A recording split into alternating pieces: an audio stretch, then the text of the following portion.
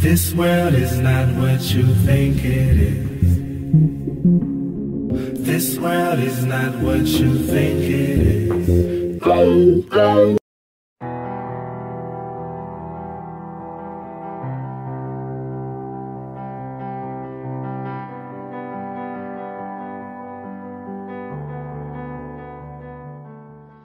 Hello my dear friends, it's been a long time. I'm here to present to you guys my flat earth model. I've been working on this model since back in July. As you remember, some of you may have watched some of the videos where I went to this carver here in Japan and I brought him a thick piece of wood for him to carve out a flat earth map out of that piece of wood. So I'm here to present that to you. So this is what I have and I'm really happy about it. I'm adding real water here. Okay, this is not just a model that is painted like the globe model is. We can add real water and demonstrate as a fact how things work on the flat earth. As you know, I have a book out called 16 Emergency Landings Proving Flat Earth. Basically, I was getting funds. The profit I was making on the book was just to build this model here. So, because I don't need to spend money anymore on this, I'm going to make the PDF version of this book available for free starting today. So, you're going to find a link down in the comment section. Download for free and please spread it out. I mean, pass it along, send to friends if you want to print it out. But it's nice in color and the PDF version now is free. You can download them. The money that I needed for this, it's completed now. So feel free to download the book and send to friends and download and read this Thanksgiving holiday for Christmas. All right? So now I'm going to go ahead and demonstrate in detail some of the things that I have made with this flat earth model. I'm really happy with it. So let's go ahead and enjoy the video and download the book today. Okay guys, a quick view here on this flat earth model. As you see there, this is real water, not a painted globe. Like the globe can only be painted, cannot be any example made with real water like this one here, which meridian right here, 24. All right, you have there the boats floating, real water, the 24 hours, starting the longitude lines. Each screw represent one longitude line. We have here 15 degrees, 30 degrees, 45 degrees west, 60 degrees west, 75, 90 degrees west. Also the red screw means 1/4 over the flat earth. This region here from 105 longitude up to 165 is unclaimed area, as I have stated in my book. I will show you in a couple minutes. However, looking at these claims still doesn't explain Mary Birdland's status. The region has simply yet to be claimed by any legitimate power. This makes it the largest area on the planet not part of any nation. However, looking at these claims still doesn't explain Mary Birdland's status. The region has simply yet to be claimed by any legitimate power. This makes it the largest area on the planet not part of any nation. If I had included like a small pump here through a hole and a small pump, air pump, I could make the ocean currents going around. If I had made a hole here, I could make easily make the tides by sinking in a little bit and then pumping back the water, the tides going up and down. This being real water, I can, make a lot of vibrations here and waves and tsunamis. Not like the globe, no matter, they show you CGIs and paintings, but they cannot reproduce the globe like it is right here. Nothing like this can be reproduced in the globe. They can only make this CGI. Now this is a very nice model which I can use it in presentations, I can use in debates, I can use in universities, anywhere. I mean, I'm not afraid of showing this and debating anybody, professors, scientists, because I can reproduce everything I say here in this model, the time zones and the path of the sun, the circumnavigations by air, by the sea, and all can easily be reproduced in this model, everything. So I don't need to bring a computer. Actually, I can show everything here. I don't need CGI, I don't need printing, nothing. All I need is this model. At long last, the dice fell our way, for the elements acted in our favor. The wind and the tide which had closed the ice in around us finally opened the pack so that we could break our way into more open sea. We had added nearly 500,000 square miles to the Pacific Ocean. And here is our journey's end. At length we sighted that great natural phenomenon, the ice barrier.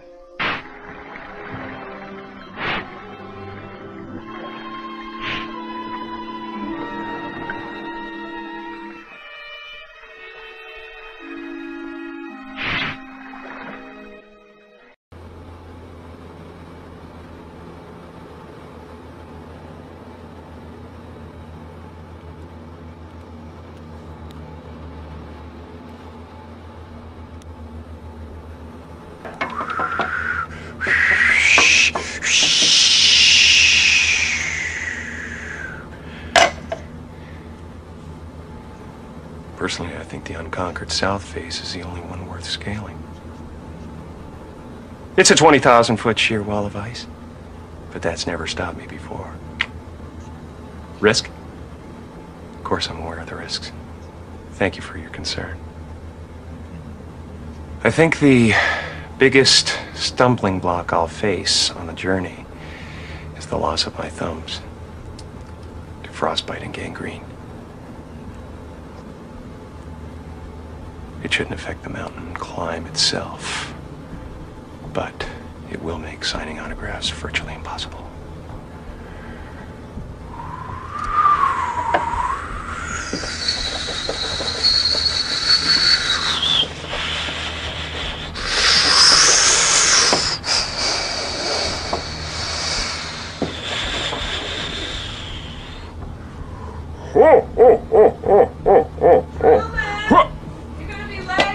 Okay!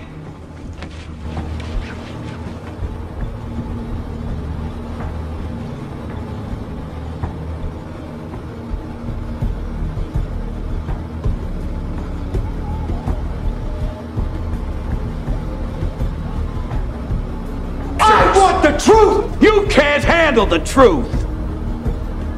Son, we live in a world that has walls, and those walls have to be guarded by men with guns. Who's gonna do it? You?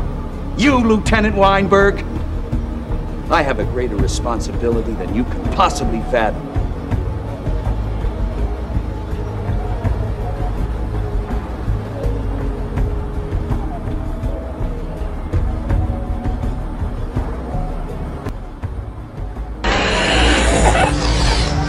Real life, yo. I'm just saying the skullduggery of scientists led us to this point in believing this bullshit. What bullshit exactly? That the Earth is a sphere when it so clearly is flat. See? You ain't even willing to question it. That's how they get you. If the Earth's flat, then how come no one's ever fallen off the side? Easy answer, Antarctica.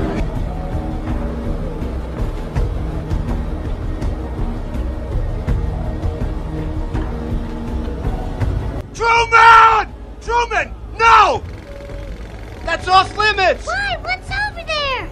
Nothing. It's dangerous, that's all. You've got to know your limitations, Truman.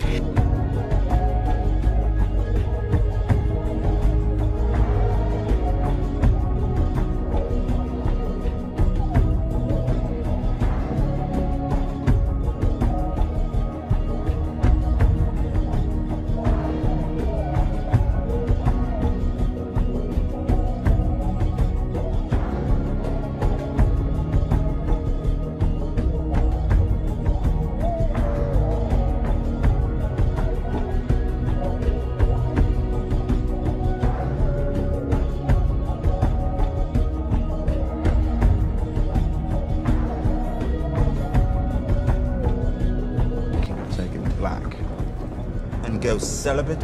The whores would go begging from dawn to Casserly Rock. No, I just want to stand on top of the wall and piss off the edge of the world.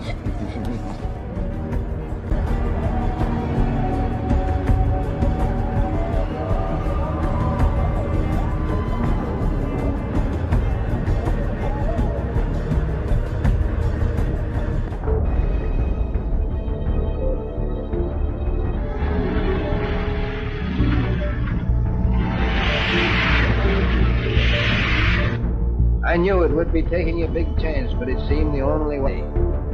As we started alongside the barrier with our ships, suddenly, the edge...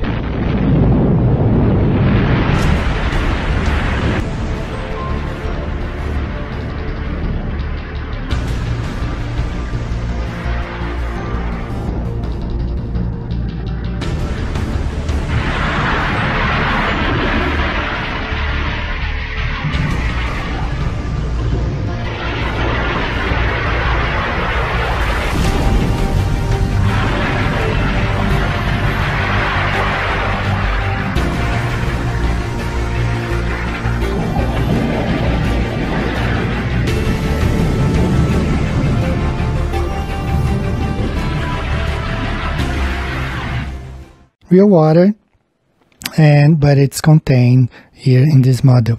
All right, this just like our flat Earth. There's no difference between this model and another. Now, this is just to study, to demonstrate how things occur, happen on the flat Earth, and it can be shown by experiments, by mechanisms like this, not in theory, as Michio Kaku says, that in his field, they do no experiments. They don't have models like this one. They just theorize. They just sit down and think about it and give their opinion, but they cannot reproduce something like this.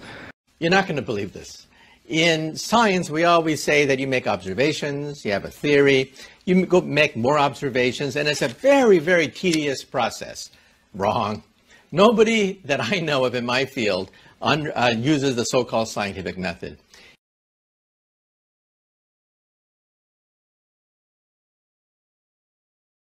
Wrong. Nobody that I know of in my field uses the so-called scientific method. In our field, it's by the seat of your pants. It's leaps of logic. It's guesswork.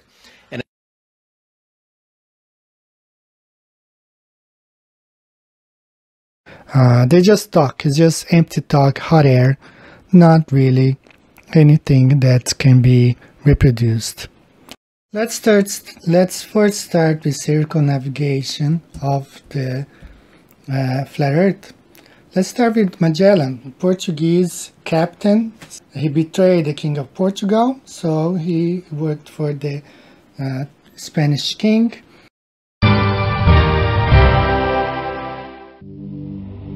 In 1519, the Portuguese navigator Ferdinand Magellan sailed in the service of Spain to seek a new route to the Spice Islands of the East Indies. After a 3-month voyage across the Atlantic, Magellan's fleet of 5 ships made a landfall on the coast of Brazil. Exploring southward, the expedition spent the winter in a sheltered bay on the coast of Patagonia, where Magellan suppressed an attempted mutiny and executed the captain of one of his ships. The voyage was resumed in the spring, but one vessel ran aground and had to be abandoned, its crew spread among the rest of the fleet. In October, Magellan entered the straits that were later to bear his name. One ship deserted the fleet, but the expedition completed the passage and emerged into the Pacific Ocean in November 1520.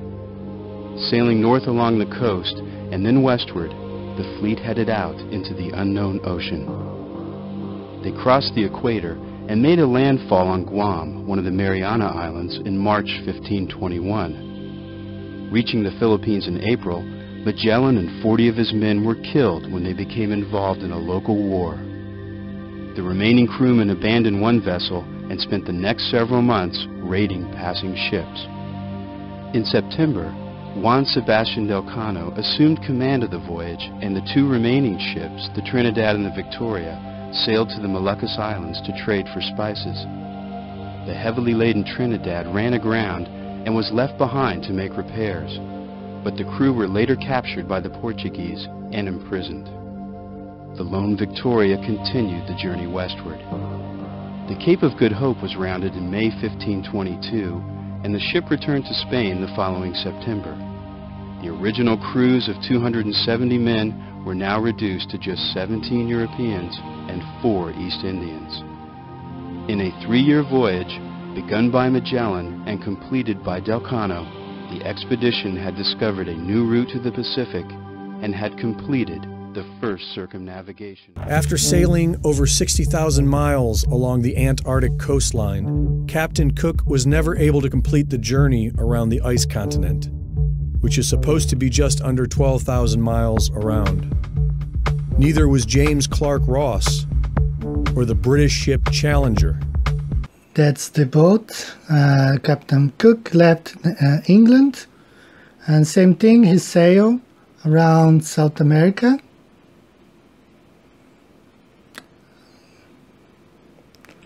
Right? And then from here he stopped in Tahiti, which is right here in the middle of the Pacific. Then he reached New Zealand. From New Zealand he went to Sydney.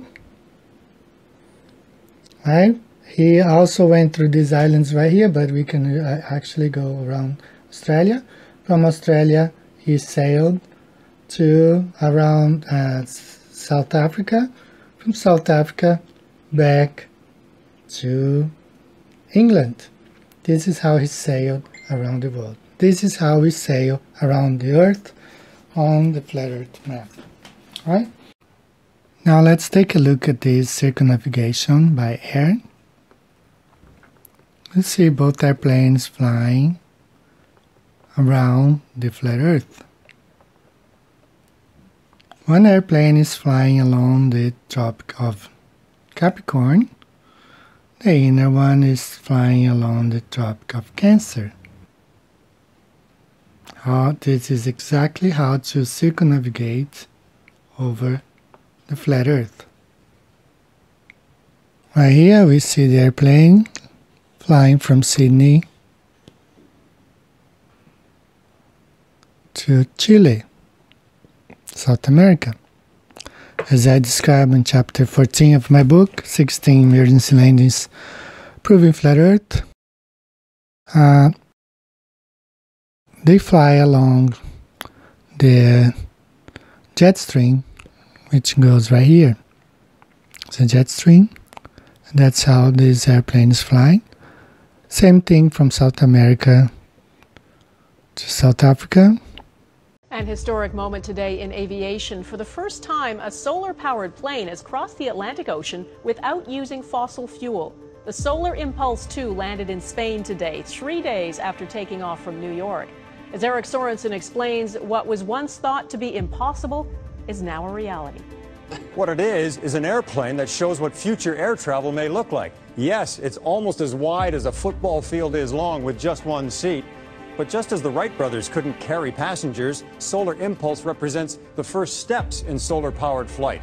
And to prove its potential, they began flying it around the world, from Abu Dhabi last year, with stops in India and China, then across the vast Pacific. Remember, it has no fuel. It then was on to the United States, hopscotched across America, powered only by the sun, and now it has crossed its last ocean, the Atlantic. Not much further to go. Okay guys, as I was experimenting with the lights at night, I found very similarities with this model that we see here. When the light was really low, closer to the, to the model, to the ocean continents, you could see the shade was much bigger than the spotlight. Okay, the spotlight was small comparing to the shade. And then as I lifted, the light would bright in some more places. Now, the conclusion is that just like we know, sometimes we have learned that the sun, it goes higher altitude or lower altitude, and that's how it works on the flat Earth. That's why we have different shades, as we see in this video. Now, the other thing that I want to point out is very interesting stuff. These two ladies, one in Brazil, one here in Japan, they were filming WhatsApp. They were talking on WhatsApp at sunset. So as you observe right here, when the sun is above Africa, okay, it's a sunrise in Brazil, sunset in Japan. So that's what was happening. It was almost 6 in the afternoon. Both of them were talking on WhatsApp. You see the larger image, the ladies in Japan, and the tiny one on the bottom, the other lady was in Brazil. And one was, look, she's pointing, showing her watch here in Japan. Her cell phone here, it was almost 6 p.m. The sun was setting. That was in September.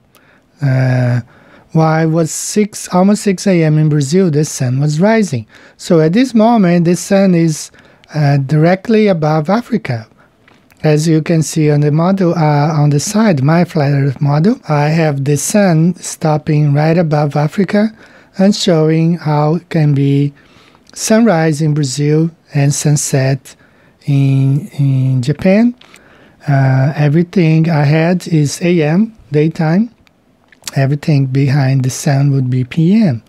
Okay, wherever the sun goes, according to the time zones, it's AM in front of the sun, PM behind. That's the path of the sun around the flat Earth. So this is also one of the things I added to my model, and I can show this to my friends and students, and I can use it anywhere just to demonstrate how the flat Earth works. Everything is explained in this model. We don't need fancy CGI as NASA or the other scientists produce. I can actually use this model and demonstrate how the flat Earth works to anyone and anybody. Okay, so they're showing there on the globe how, where this, it would be impossible for the sun to be seen from both locations at that time, at that day, but they were talking to each other, demonstrating how the sun, it was setting in Japan and rising in Brazil, 6 p.m. in September.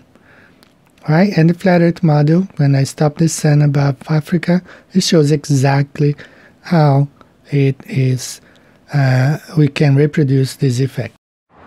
So I'm here at Darling Park, which is in Sydney, just near Darling Harbour. Behind me is a map, a flat Earth map, which is in the form of a fountain with water. So anyway, it's interesting why there's got a flat Earth map here, and also inside the foyer there's also a flat Earth map as a clock. And if you understand the symbolism, the UN logo has a flat Earth map, National Maritime logo is a flat Earth map. So one would have to question, why is this so? Why are these, very prominent, powerful organisations showing a flat Earth map in their logos? Is there something that they know that we don't? Is there some other reason? Is it a mere coincidence? I don't think so. Also around this area, which I'll show in some photos, is lots of symbolism of pyramids, which of course ties into secret societies, Illuminati, all stemming back to sort of Egyptian culture. The capstone on the pyramid, the significance being that at the top of the pyramid system is the concentration of power and knowledge, and it filters down to the lower levels where people don't really know what's going on, things are concealed from people. So the flat Earth map is very much like that, which I'll just show now. So these things are sort of hidden in plain sight. So generally, we're told that where we live is a globe, and it's not really questioned. As soon as you question that, of course, people think, you're something wrong with you. But, everything should be questioned. And actually, when you look at the history of the globe, it's only about 500 years old. And I am challenging any university, college student, scientist out there to come up with a model, a globe Earth model, where you can add water to its surface, at least 3/4 of an inch of water, like I did, and, you know, prove it. If you believe the heliocentric model is true, prove it. Okay, make a model, construct it. Stop with theories only like Michio Kaku said. You come up with philosophy or whatever. Make a model. Prove that the heliocentric model really can work, and stop painting or producing CGI images. Do like I did. That's my challenge to all of you globe believers out there. And to prove its potential, they began flying it around the world, around the world, around the world, around the world, from Abu Dhabi last year, with stops in India and China, then across the vast Pacific. Remember, it has no fuel. It then was on to the United States, hopscotched across America, powered only by the sun. And now it has crossed its last ocean, the Atlantic. Not much further to go. Around the world, around the world, around the world, around the world, around the world. To prove its potential, they began flying it around the world.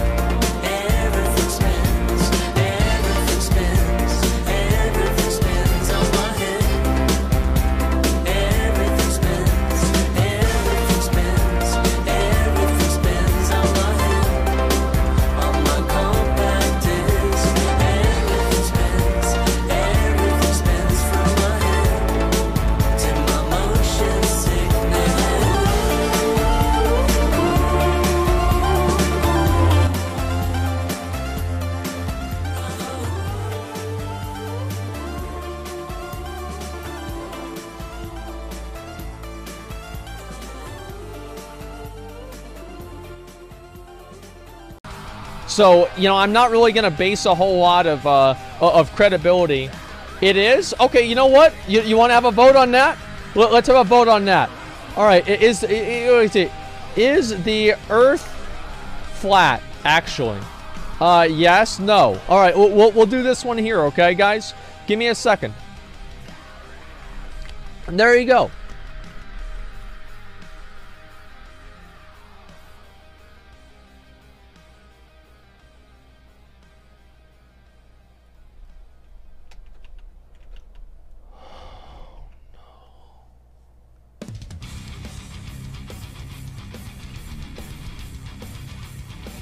This world is not what you think it is. This world is not what you think it is.